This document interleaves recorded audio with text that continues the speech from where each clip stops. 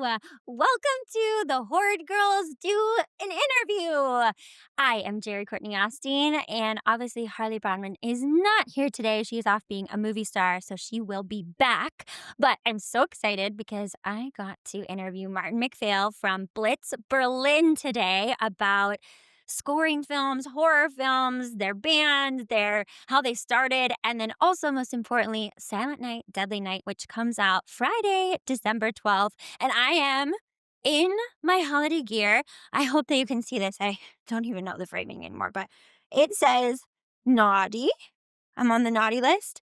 And then also I can change it to be on the nice list.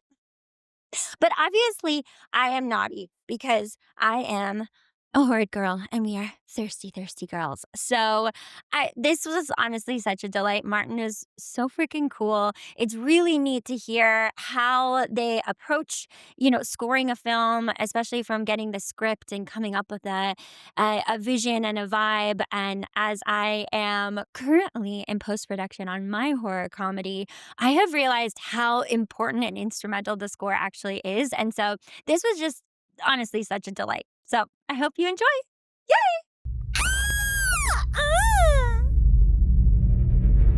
The Horrid Girls Podcast. Hello! Welcome to the Horrid Girls Podcast, additional interviews. So excited to be here with Martin Macphail from Blitz, Berlin to talk about all of your incredible work, and most importantly, Silent Night, Deadly Night, which is coming out this Friday? Is it coming out? Yeah, this Friday, December 12th. I don't know when this will air. That's a good point. So, we'll just say Friday, December 12th. How exciting. Exactly. Yes. Yep. I just noticed my chair is drifting, so I might just be moving as I'm talking to you. I'm sorry. It's like a special effect. You're just Yeah, exactly. I'm just it's really a highbrow thing here. I think we usually start just by talking about your horror origin story. So a little bit of how you got on into the genre, how, if you were in the genre when you were a kid or growing up, and what has inspired you. I mean, your music is just so beautiful, and it's so evocative. I'm excited to dive into all of it, but I'm curious about the inception of it all. That's well, first of all, thank you for the kind words. But I don't know if it was our original design was to get into horror movies and horror movie music specifically. Sure. We sort of fell into that. I think maybe naturally because we started as a punk band and making sounds that were more aggressive and challenging and weird and maybe wouldn't belong in a rom-com. So, sure. Maybe it's understandable that we weren't asked to score When Harry Met Sally or something right out of the gate. But what a cool version, I would say, that it would be. Honestly, I would watch it. Man, there's this thing, this is a total sidebar, but there's this thing I got into during the pandemic called Racer Trash. Have you heard of this? No. It's basically this editing collective that would recontextualize films by cutting them together with crazy music. And so they did You Got Mail, but it was called You Got Nails, and it was all recut to Nine Inch Nails music. So anyway. Oh my God, I have to. What was it called? Racer Trash. It is long defunct, but you can still find the clips online. Oh my God. Stuff. But that's really brilliant because I love punk versions of it, and I'm obsessed with rom-coms. So the two together actually sound very juicy. Together at last. Yeah, it is a disorienting watch, but it's great. Yeah. But so I don't know. We started as a punk band. We started self-producing our music and making experimental stuff. And always loved genre movies, horror movies, sci-fi thrillers growing up. Probably my favorite of all time would be Aliens. Was a movie that for me was so formative because it was so cool and so badass and so scary. And even as a kid, even if I was watching through my fingers, I was just this is the coolest movie. We just rewatched that because we were doing our first season of the podcast, and it holds up.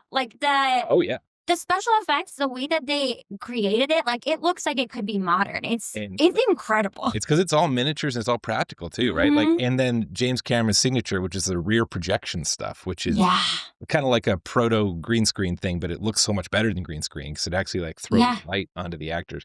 I'm obsessed. I love that movie.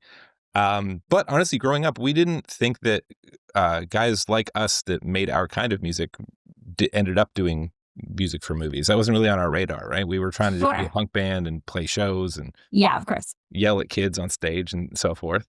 Uh, Crowd surf, maybe? there was some surfing, there was some Yeah. falling, there was Oh, definitely some yeah. Well, yeah. sure, you gotta take a nosedive every once in a while. Like, Yeah, there's no risk, without that's right. reward. Every dive is a risk. More often than not, it doesn't work out, Yeah, yeah, sure.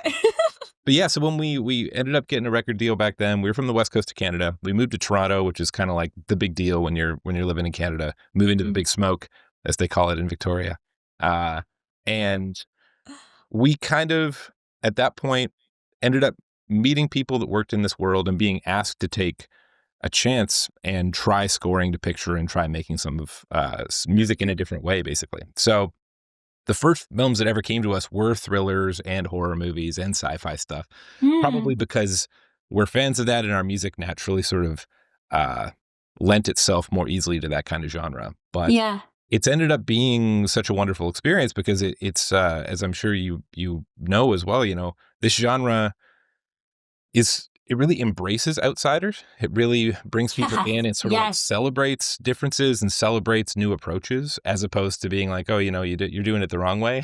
We're Yeah. almost always doing things the wrong way between you and I. Right. Well, and I feel like there's a lot more flexibility for messing with things and like doing things in ways that are unexpected because that's purposeful and that keeps the audience on their toes and guessing. And also, yeah, it's not meant to be quite right. Like it's like meant to Mhm. be off and destabilizing and exciting. Yeah. Totally. And I think that's why I think of horror as a genre as being like a forefront of new cinema in that way because Hmm. it's kind of permission to take risks. To if you're making the audience feel something, if you're scaring people or creating a sense of dread or even just surprise or shock, uh, then you are affecting people emotionally. And one of the Yeah. things that I feel like horror movies really trade on is being able to do that in a way that you haven't seen before. You know? Yes, and I feel like it's such a I feel the community is so wonderful, like, we've really experienced that too as we've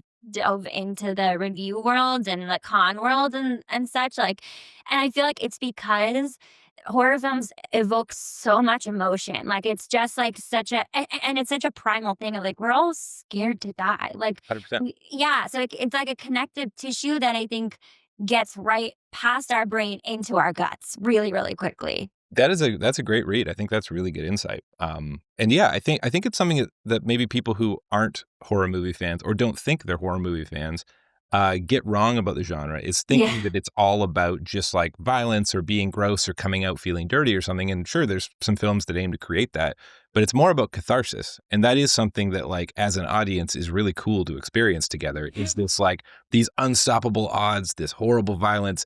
And yet, I mean, Aliens is a great example of that. Yeah. It's like you keep thinking the movie's over and it keeps getting worse for Ripley Yeah, right yeah, till the yeah, yeah. final frame, basically. Such And a then badass final yeah, girl, damn. and the catharsis of that moment is every bit as important as how scary the monster is to me. And that's something that Yeah. horror is so good at creating.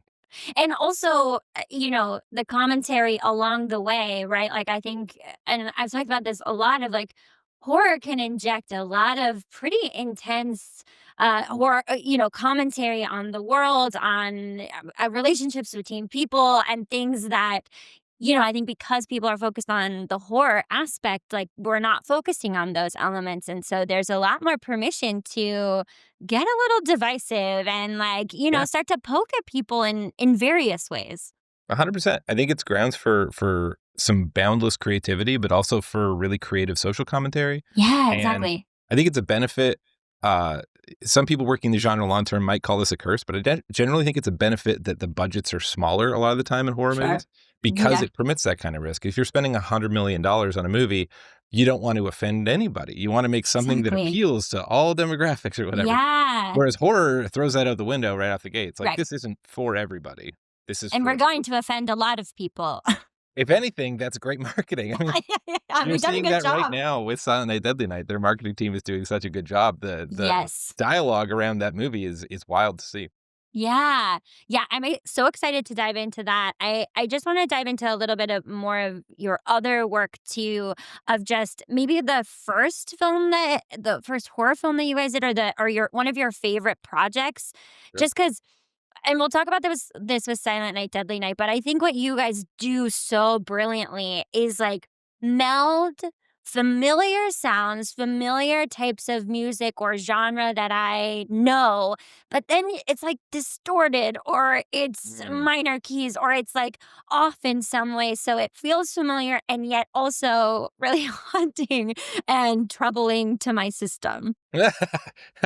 Yeah, that's wonderfully put, man. Are you ever well spoken? And that's honestly, I feel like you should write our bio or something. 'Cause that's like, I would Happy to. love, Yeah. I would love people to think of our music that way. I think that is kind of what we go for. I think, and I think we come by it honestly because we are not, Berkeley kids or something. We're not necessarily formally classically trained, so a Mm, lot of we have music training. We don't have zero, but certainly not, orchestral arrangers or something like that. So sure. everything we've learned, we've taught ourselves, and a lot of teaching yourself is doing it the wrong way a bunch of times and being like, Yeah. why does that not work? And then Yeah. figuring it Yeah. out. So I think, I mean, one of the earliest movies that we did that I felt like really informed that sensibility is a movie called The Void. Mm, And it wasn't our first ever, but it was our first that kind of kicked in the door for us a little bit and found an audience and also allowed us to really play to our strengths where we were creating really distorted, weird sounds. Um, and, you know, doing something like, oh, well, we have this little piano line that we really like, but it's way too pretty for this film. So being band guys more than composers at the time, our solution was running that through a bunch of guitar distortion pedals, and seeing yeah. what happened on the other end, or pushing a piece of gear. Something I've always loved doing is finding the limits of a piece of gear. If it's Oh, not cool. supposed to have that many repeats to a delay or whatever, every piece of gear when you push its limits will sort of like reveal something really special about its circuitry, which is the stuff like you're not supposed Oh, to do. Um, yeah.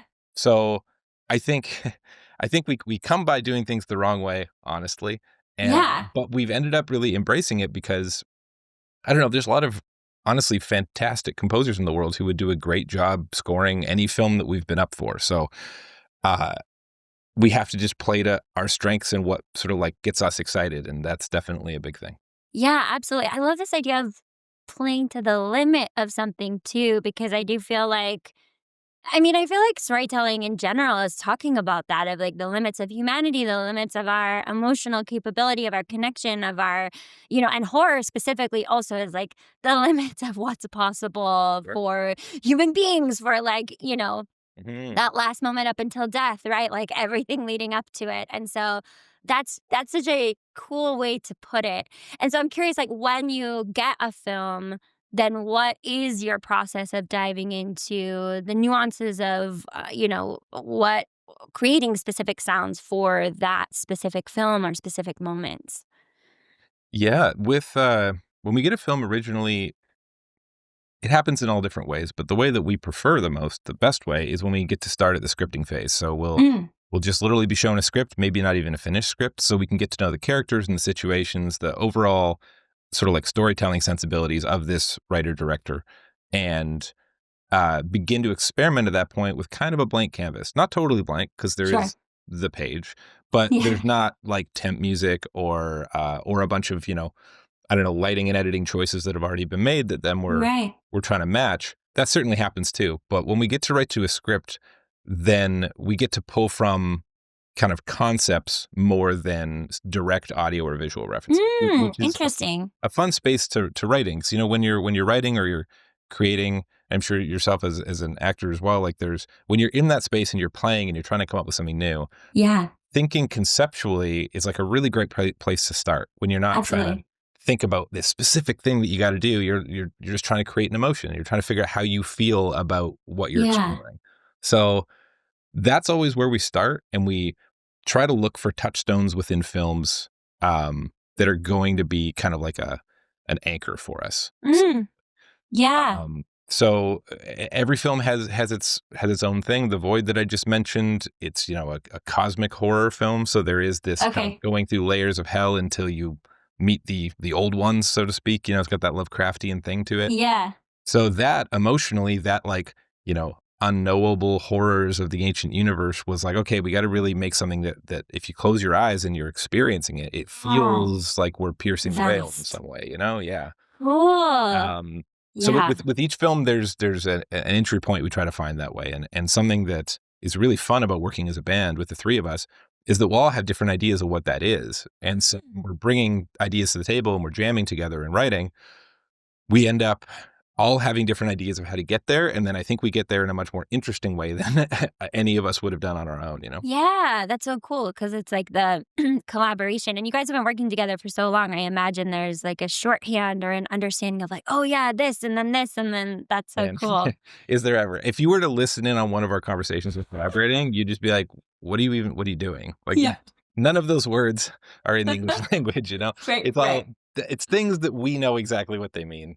The Yeah, one it's that comes to magic. mind specifically is if somebody says we need to like add the spice, we know exactly what that is, but it's very hard to explain to anybody else. But Oh, it's a hilarious. sonic trick that really helps something.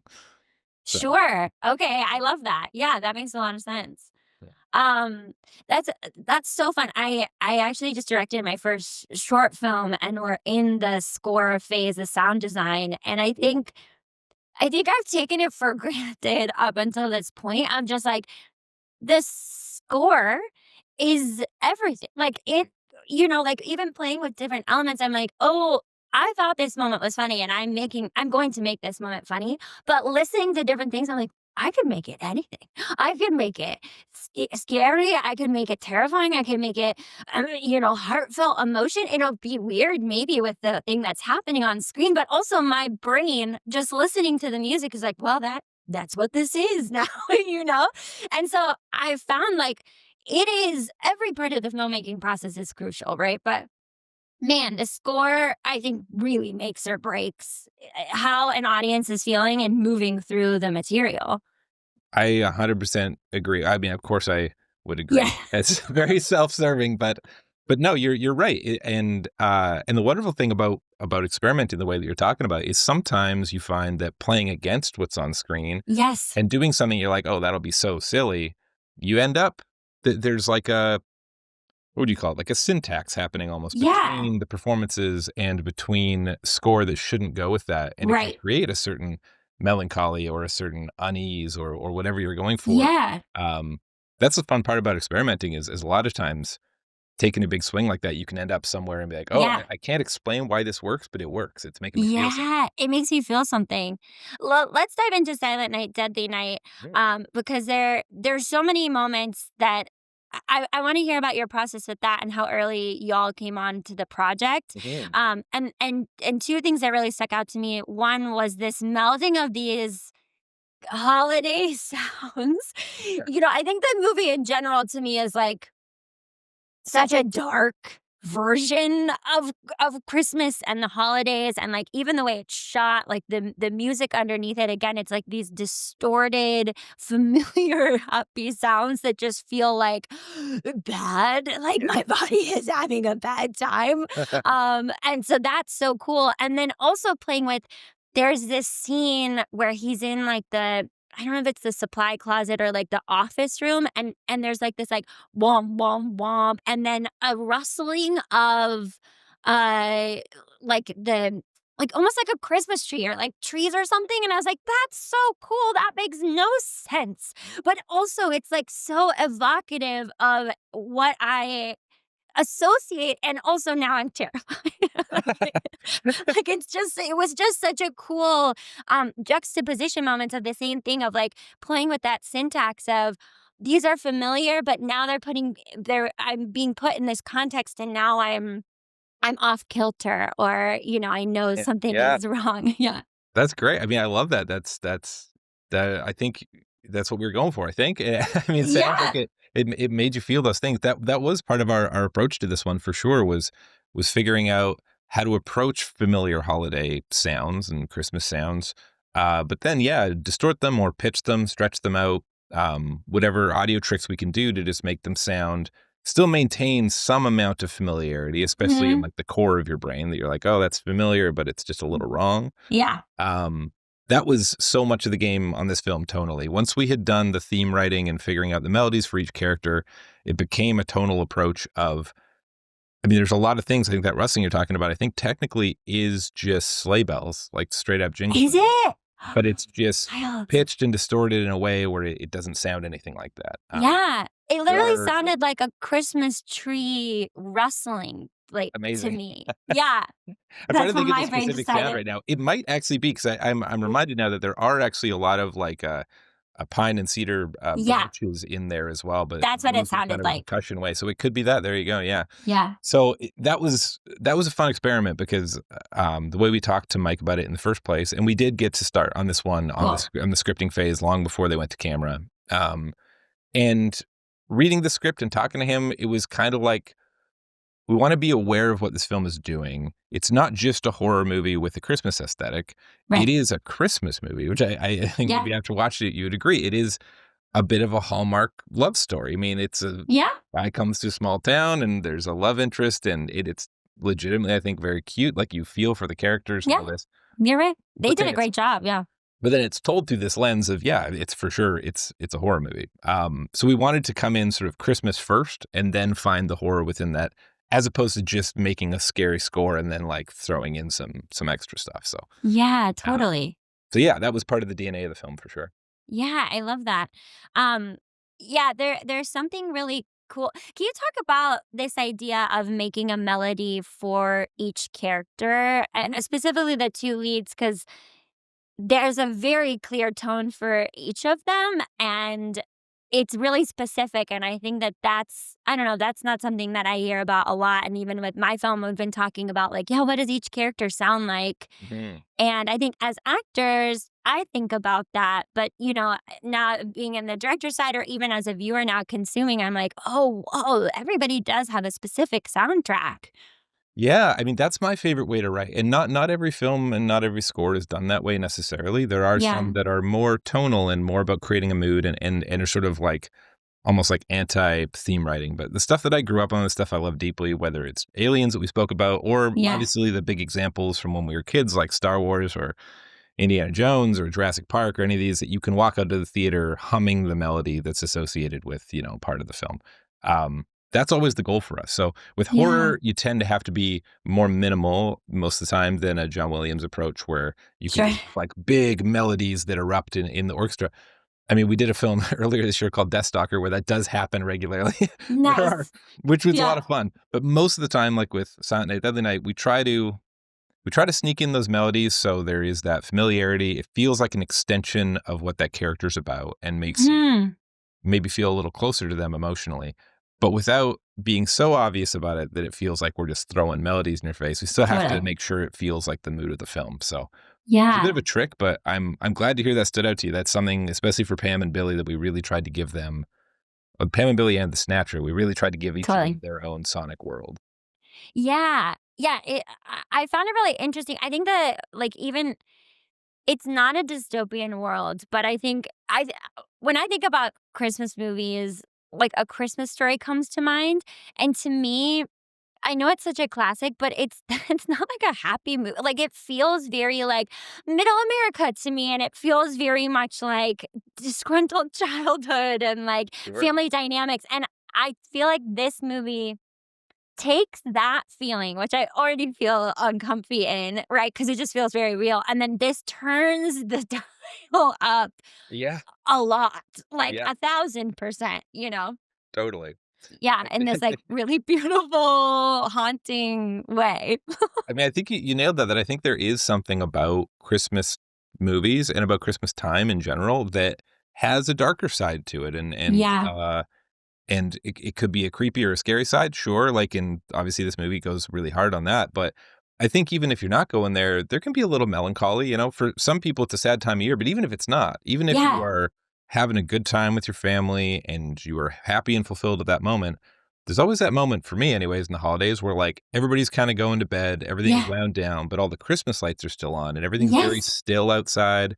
And it has a bit of a magic, but a bit of that winter, like the veil is thinner feel too. yeah, So I feel like and an there's ending, like, we're yes, culminating and ending and finishing something, and exactly. yeah, yeah, So I think there's a lot to pull from there, I think, and, this is the first time we've done a Christmas movie, but so maybe I was yeah, kinda surprised figuring out that I felt that way. But it feels like there's a totally, lot to a mine in the Christmas one. yeah.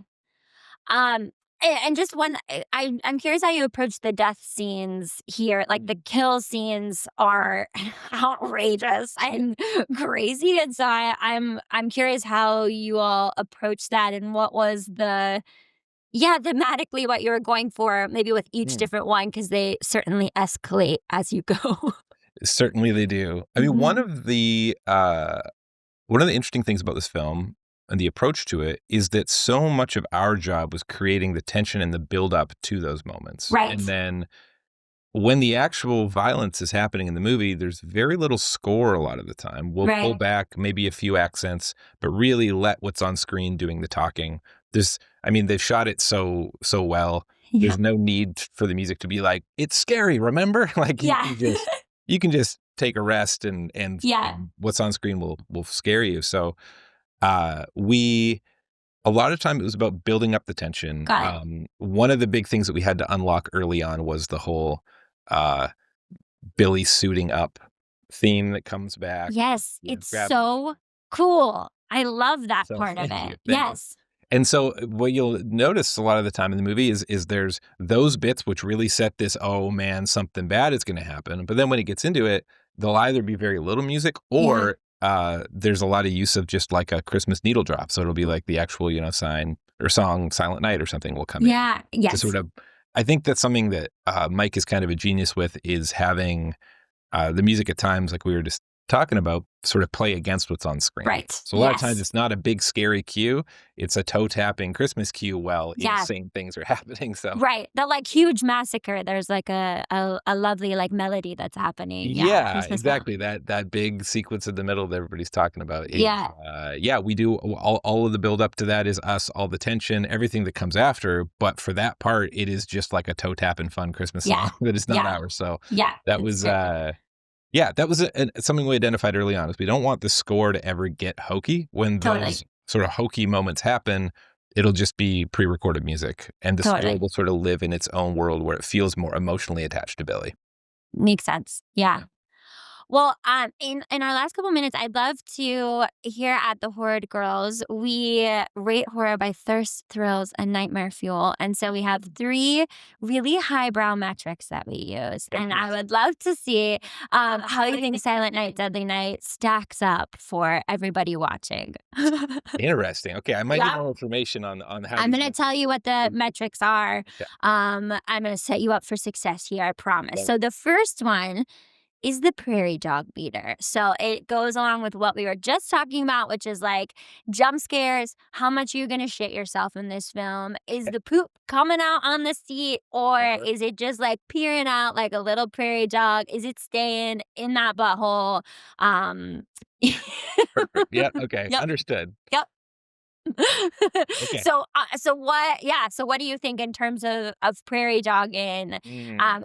even with those lead ups that you're talking about and these sort of like how many jump scares are in this and does it feel like, yeah, people are going to be shitting themselves? Yeah, that's a good one. I guess I would say if we're doing it on the scale of like 0 prairie dogs to 10 prairie dogs, let's say, Okay. or the prairie dog being very far out, it would be maybe Yeah, in like the lots of shit on the I seat. think, Yeah. yeah, I think maybe in Yeah. like the 7 out of 10 range. I think because That's a there's lot of prairie dogs. I think so. There's Yeah. big scares. There's big moments. It's definitely out there for sure. Yeah, it's out there. But then I think what this movie does very well is it makes you root for the violence in a way. So I think Yes. that prevents the 10 out of 10 because you're not like, oh God, I can't unwatch this movie. It scarred Yeah. me.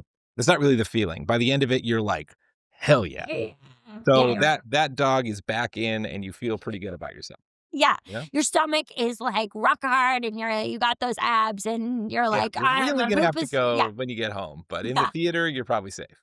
Yeah. I agree. I think like early on there's a lot of setup for that. And so I feel like it's poking out a lot. And then you're right, by like the act 3, you're like, yeah, let's Totally. go. Yeah, You totally. know? Right. Yeah. Yeah. All right. So the second metric is the Martini meter.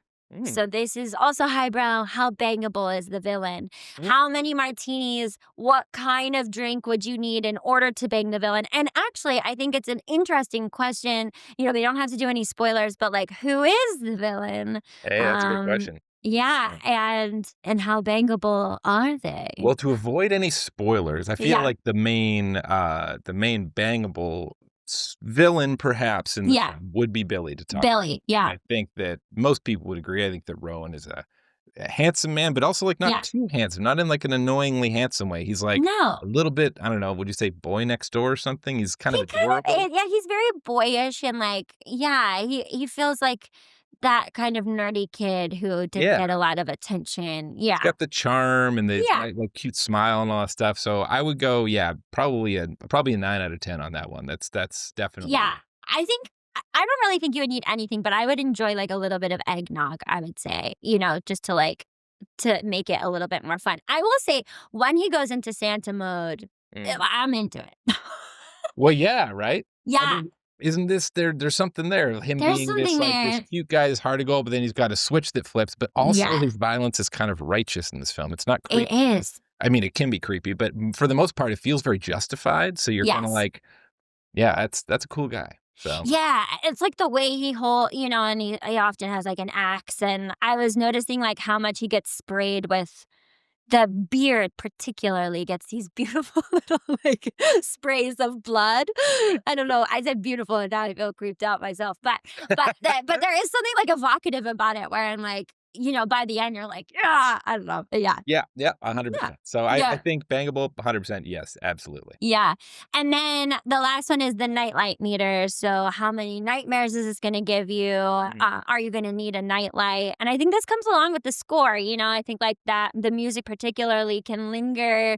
Yeah. And so, how do you think audiences will, what do you think they'll need to Yeah, sleep? that's interesting. I feel like a hardened horror audience is gonna. I don't think it's a high nightlight meter for this one. I Yeah. think they're gonna come out and they're really gonna like Billy. They're gonna want to see him do more of his thing. They're gonna want to see Yeah. more of this type of story told in the future, I think. Totally. Um, so I don't think it's so nightlighty for that. If you take like your kid to it, then it's probably nightlights for a very long time, and you're a questionable parent. Yeah. So for the average hardened horror adult, though, I'd put it low on the nightlight meter, but I don't want anybody to think that's derogatory towards a film. It's No, just the totally. emotion it summons is a little different than that. Yeah. I would say like you would just need like the light of like a Christmas tree or something. Like Ooh, I something love that like, light too. You're very yeah, right. like It's beautiful. soothing and holiday and feels very like magical and atmospheric. Absolutely.